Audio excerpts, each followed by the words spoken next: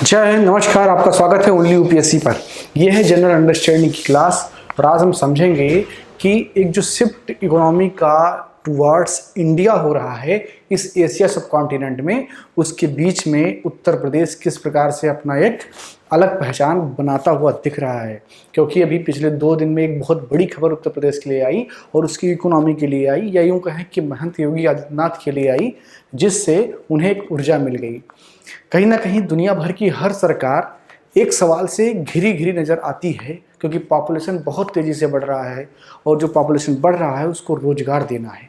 रोज़गार कैसे दे पाएंगे?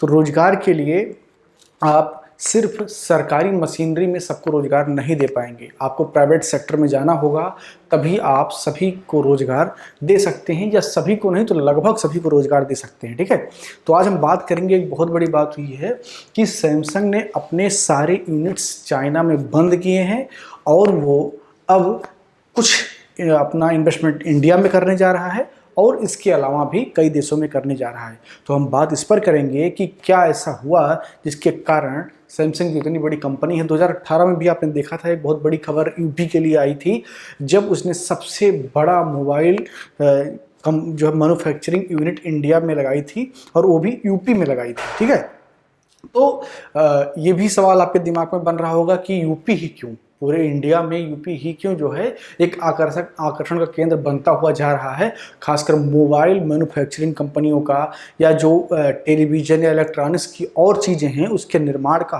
हब यूपी क्यों बन रहा है, उसके पीछे क्या विजन है यूपी गवर्नमेंट का, उसको भी हम समझने का प्रयास करेंगे। ठीक है, तो देखते हैं कि अभी रिसेंटली क्या हुआ। तो रिसेंटली आप इस बात को समझे, इससे पहले थोड़ा सा मैं आपको पीछे ले जाना चाहता हूँ, थोड़ा सा इतिहास से जोड़ूंगा और थोड़ा 2-4 साल पहले के वर्ल्ड के जो वर्ल्ड पॉलिटिक्स है और जो एशिया की जियो पॉलिटिक्स है उससे जोड़ूंगा, तभी आप वर्तमान स्थिति को ज़्यादा बेहतर तरीके से समझ पाएंगे। आप जानते हैं कि भारत और चाइना लगभग साथ साथ आज़ाद हुए। भारत एक कॉलोनी था किसका? ब्रिटेन का। और ब्रिटेन में जो शुरुआत में भारत में आए थे वो एक व्यापारी थे। ठीक है, वो निवेश करने भारत में आए थे, यहाँ आए, व्यापार किया, और जब देखा कि भारत की राजनीतिक स्थिति इतनी लचर है कि उसमें भी कुछ किया जा सकता है, तो उन्होंने धीरे धीरे राजनीतिक शक्ति भी हासिल कर ली और वो करीब 200 वर्ष तक भारत पर राज करके चले गए। तो जैसे ही इंडिया आज़ाद होता है, गुलामी की दास्तान से बाहर आता है, तो जब वो अपना इकोनॉमिक पॉलिसी बनाता है तो वो कोशिश करता है कि जो बाहर के जायंट किलर कंपनियां, यानी कि जो बहुत बड़ी बड़ी कंपनियां हैं जिनका जो टर्नओवर है वो बिलियन और ट्रिलियन डॉलर में है, उनसे दूरी बनाए, क्योंकि वो आएंगे यहाँ पर तो इतने पावरफुल होंगे कि हमारी पॉलिसीज को बहुत ज़्यादा प्रभावित करेंगे। तो भारत ने अपनी इकोनॉमी को बंद करके रखा और यही काम चाइना ने भी किया कि अपनी इकोनॉमी को बंद करके रखो, बाहर से आयात निर्यात करो, जो जरूरत की सामान है खरीदो, जो किसी दूसरे देश की जरूरत है उसको बेचो, लेकिन किसी दूसरे देश के बड़ी कंपनी को अपने यहाँ निवेश ना करने दो, ताकि वो आपके इंटरनल मामलों में कोई दखलंदाजी ना कर पाए। ये क्योंकि एक डरा हुआ देश, कहते हैं ना कि दूध का डरा हुआ छाछ भी फूंक फूंक के पीता है। ठीक है, तो दोनों देशों ने इस नीति को अपनाया और पश्चिमी देश उस वक्त ग्लोबलाइजेशन, प्राइवेटाइजेशन, लिबरलाइजेशन की बात कर रहे थे, लेकिन ये 2 बड़े देश जो एशिया के सबसे बड़े महारथी हैं, इन्होंने अपने आप को उससे कट आउट कर लिया। ये बात चला 1979 तक। 1979 में चाइना ने अपने मार्केट को ओपन कर दिया। ठीक है, भले ही वो एक साम्यवादी देश है, लेकिन उसने पूंजीवादी रास्ते को अख्तियार कर लिया, कम से कम इकोनॉमिक मामलों में।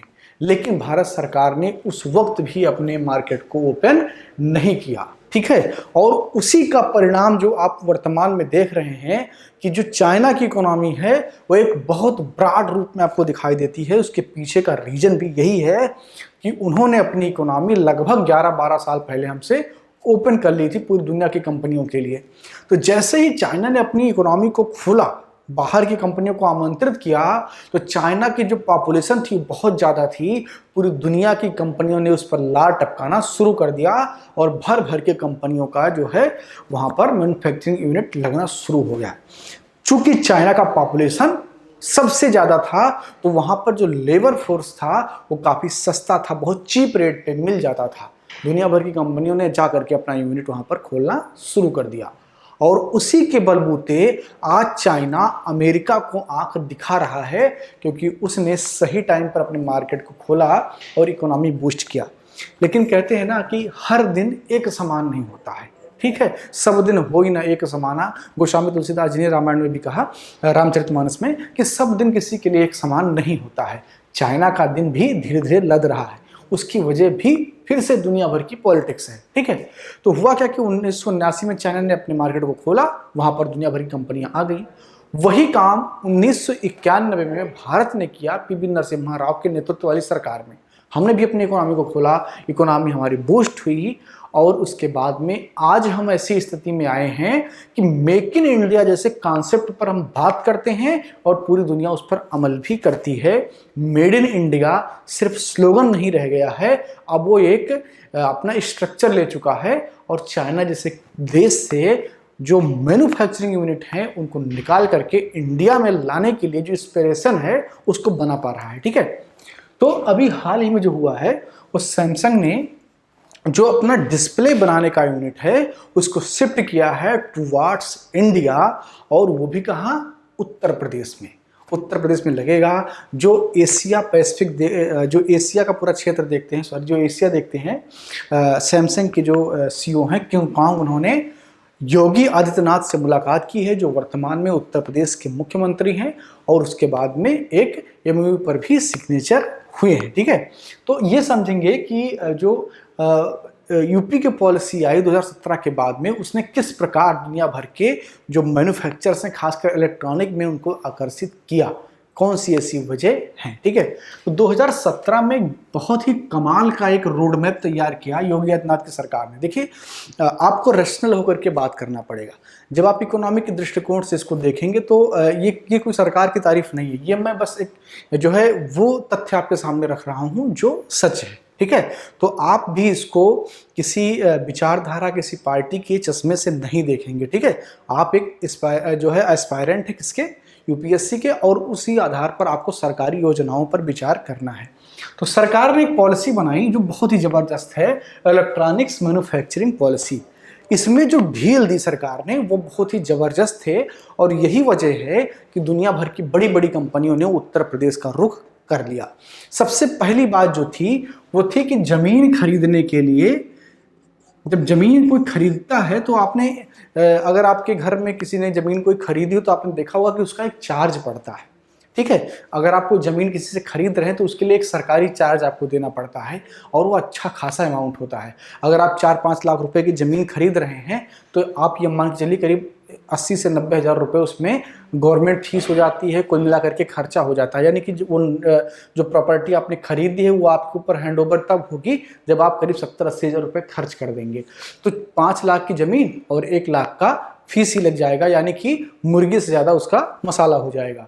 तो यूपी सरकार ने सोचा कि अगर अच्छी अच्छी जो बड़ी बड़ी कंपनियां हैं, अगर उनको आकर्षित करना है तो उन्हें कुछ छूट देना होगा, कुछ उनको फेंकना होगा। जैसे नहीं किसी को जानवर को बुलाने के लिए बोटी फेंका जाता है, तो बोटी फेंकने का काम उत्तर प्रदेश सरकार ने किया, और इस तरीके से फेंका कि अगर कोई बाहर की मैन्युफैक्चरिंग यूनिट आती है उत्तर प्रदेश में व्यापार करने के लिए, तो अगर वो जमीन एक्वायर्ड करती है, खरीदती है, या जो है प्रॉपर्टी खरीदती है, तो उसको स्टैम्प चार्ज नहीं देना पड़ेगा। और आप यकीन मानिए कि जो बड़ी बड़ी यूनिट्स लगती हैं, इनको इससे कई करोड़ का फायदा हुआ है, और ये बहुत बड़ी एक वजह रही है जिसके कारण कंपनियां उत्तर प्रदेश का रुख जो है उन्होंने किया है। दूसरी जो सबसे बड़ी और अच्छी बात है वो ये है, कोई भी यूनिट हो, जब वो किसी दूसरे देश में जाकर के सेटअप लगाती है तो वो पहले वहाँ के लोन पॉलिसी को ज़रूर देखती है। तो होता ये है कि वो अपना जो उनका कमाया हुआ पहले का पैसा वो इन्वेस्ट वो नहीं करना चाहते हैं, क्योंकि होता क्या है कि वो जब नए किसी देश में जाते हैं, वहाँ के लोकल पॉलिटिक्स कैसी हो उससे वो बहुत ज़्यादा परिचित नहीं होते हैं, क्योंकि उतनी सोशल इंजीनियरिंग उन्होंने नहीं कराई होती है। तो वो कोशिश ये करते हैं कि उसी देश से उनको लोन मिले, ताकि वो वहीं का पैसा वहीं इन्वेस्ट करें, और जब कल को कोई समस्या पैदा हो तो वो सरकार भी उसमें इन्वॉल्व हो, एक सहभागी हो, ताकि उसे एक जो है सहारा मिल सके। तो इसलिए लोन पॉलिसी को भी योगी आदित्यनाथ की सरकार ने अच्छा करने का प्रयास किया। और कैसे अच्छा किया, 200 करोड़ का एक पैकेज बनाया, इंफ्रास्ट्रक्चर जो है पैकेज। इसमें क्या है कि अगर कोई कंपनी आती है, मान लीजिए कोई कंपनी आई और नोएडा में उसे अपना एक यूनिट लगाना है 5 एकड़ में। अब जिस 5 एकड़ को उन्होंने एक्वायर्ड किया है या खरीदा है या कुछ भी जो किया है, उन्होंने किसी से जो है एक पैक्ट किया है, वहां पर मान लीजिए कि सड़क ही नहीं है, कोई रास्ता ही नहीं है, या सड़क है तो ऐसे सड़क है जिनसे व्यापारिक काम नहीं हो सकते हैं। तो उसके लिए क्या है कि ये जो पैसे सरकार ने अलग से कोष बना करके रखे, इनका इस्तेमाल किया जाएगा कि उनको मुख्य जो धारा है इकोनॉमी की उससे जुड़ा जा सके। यह भी आकर्षण का एक केंद्र बना। इसके अलावा 460 करोड़ का एक और पैकेज उत्तर प्रदेश सरकार ने बनाया कि अगर कोई कंपनी आती है और उसे त्वरित रूप से पैसे की ज़रूरत है कि उसे बाहर से कुछ सामान इंपोर्ट करने हैं या इंडिया में ही बहुत सारी चीज़ें अगर उसे खरीदनी है, उसे जो है हासिल करनी है, तो उसके लिए उसे बाहर से पैसा लाने की ज़रूरत नहीं है। वो यहीं आए, यूपी में आए और यहीं के बैंकों से लोन ले और यहाँ पर व्यापार करना शुरू करे। तो ये 2-3 जो स्टेप उत्तर प्रदेश सरकार ने लिए, यही कारण है कि 2018 में जिस तरीके से सैमसंग ने एक दुनिया भर की जो सबसे बड़ी मोबाइल यूनिट है उसको नोएडा में लगाया, और उसके बाद में अब वो अपना डिस्प्ले समझ रहे हैं ना, कि हर वो चीज़ जिसमें आप स्क्रीन में देखते हैं, चाहे वो टीवी हो आपका या मोबाइल फ़ोन हो या टैबलेट हो या लैपटॉप हो, उसमें जब कोई विजुअल्स आप देखते हैं तो जो जिस पर चल रहा होता है वो डिस्प्ले होता है। वो सारे डिस्प्ले सैमसंग इंडिया में बनाएगा, वो भी इंडिया के यूपी में बनाएगा। इसके अलावा वो वियतनाम में भी जा रहा है। अब थोड़ा सा ये समझ लीजिए कि वो और बांग्लादेश या पाकिस्तान या ऐसे देशों में क्यों नहीं जा रहा है।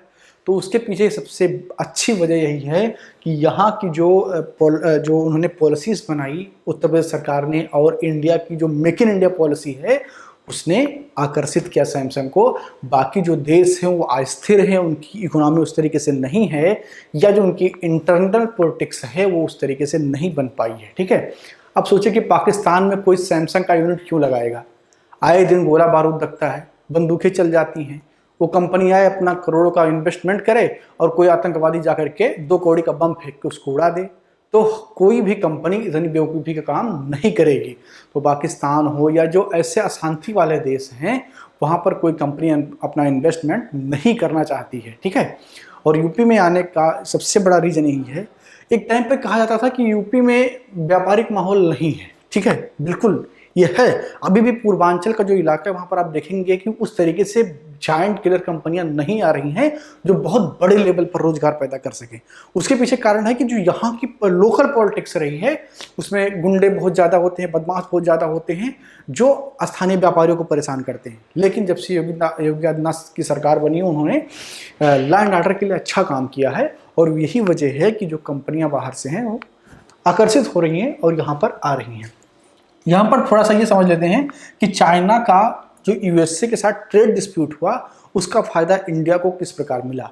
देखिए, अब ये जो हो रहा है, कंपनियां धीरे धीरे करके, जैसे एप्पल आ रही है, सैमसंग आ रही है, ये सारी कंपनियां, या अभी कुछ दिन पहले टेस्ला जो एक बहुत बड़ी मोटर व्हीकल कंपनी है, वो भी इंडिया में आने का रुख कर रही है। तो इन सब के पीछे जो रीज़न है वो यही है कि जो एक ट्रेड वार शुरू हुआ डोनाल्ड ट्रंप और जिनपिंग के बीच में, चाइना और यूएसए के बीच में, उसका बहुत बड़ा फायदा इंडिया को मिल रहा है।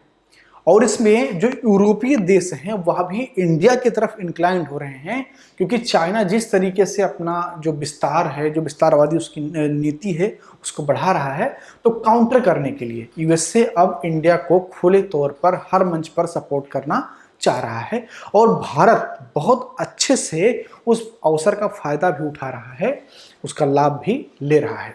वो चाहे पश्चिमी देश हो या यूएसए हो, उन लोगों ने ऐसा माहौल बनाने की कोशिश किया है कि अगर चाइना को काउंटर करना है तो इंडिया को मजबूत करना होगा। ठीक है, तो इस क्लास में इतना ही। उम्मीद करता हूँ कि आपको पसंद आया होगा।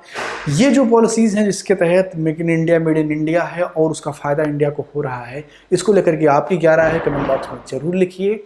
बाकी अगर नए हैं तो चैनल को सब्सक्राइब कर लीजिए। बहुत बहुत धन्यवाद।